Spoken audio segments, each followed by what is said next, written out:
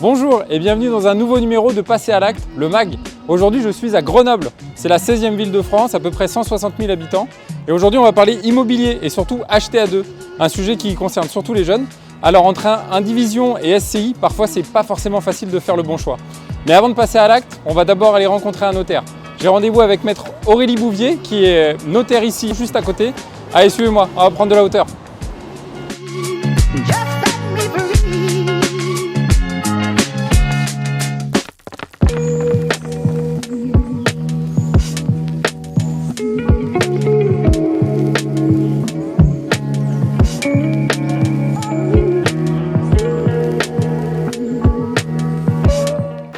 Bonjour Aurélie. Bonjour Alexandre. Merci de me recevoir chez toi, à Grenoble. Merci, Bon, bienvenue. La vue est quand même assez magnifique, hein. C'est la première fois que je monte ici, là j'avoue c'est quand même assez incroyable. C'est assez spectaculaire effectivement, on se rend compte que Grenoble est cerné de très belles montagnes.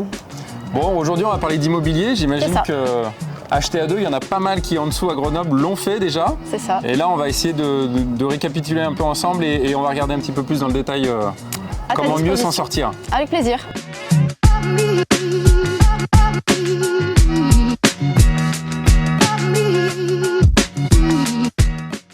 Acheter à deux, on l'a vu, c'est pas aussi simple qu'on pouvait l'imaginer. Il existe en gros deux grandes familles, l'indivision qui est quasiment la plus répandue et puis la SCI. Absolument, c'est ce qu'il y a de plus répandu. L'indivision, c'est chacun achète un pourcentage du bien en fonction de ce qu'il paye. D'accord.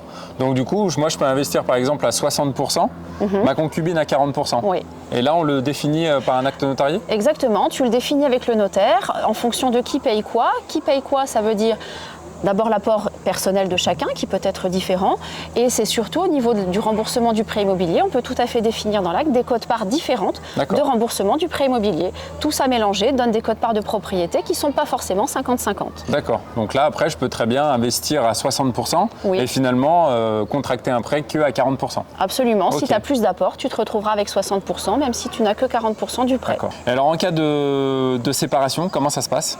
En cas de séparation, donc soit il y en a un qui rachète la part de l'autre, soit le bien est vendu et le prix est partagé. Et partagé comment ? En fonction précisément de la règle du jeu que tu auras fixée avec ton conjoint dans l'acte d'achat. Du coup, il y a une deuxième possibilité, c'est la SCI, c'est la Société Civile Immobilière. Dans ce cadre-là, je ne suis pas complètement propriétaire de l'appartement ou de mon bien immobilier. En tout cas, c'est la société qui est propriétaire. Oui, c'est ça. Tu n'es pas propriétaire du bien puisque c'est ta SCI qui est la propriétaire. Toi, tu es propriétaire des parts de la société. Parts de société qui auront été déterminées en fonction de qui paye quoi. La différence avec l'indivision, c'est que du coup c'est la SCI qui est propriétaire et c'est pas toi en direct.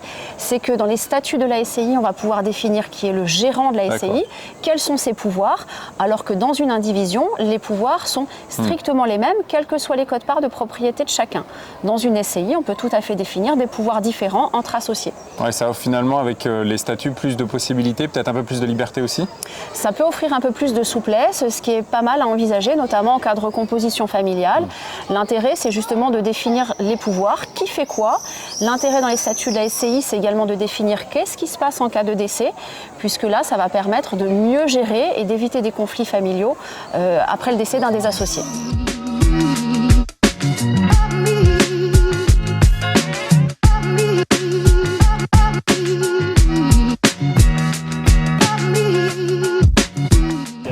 Eh ben, merci beaucoup Aurélie. Mais je t'en prie, c'était un plaisir. Tu nous as apporté toutes les informations dont on avait besoin, donc c'est vraiment le top. Tant mieux.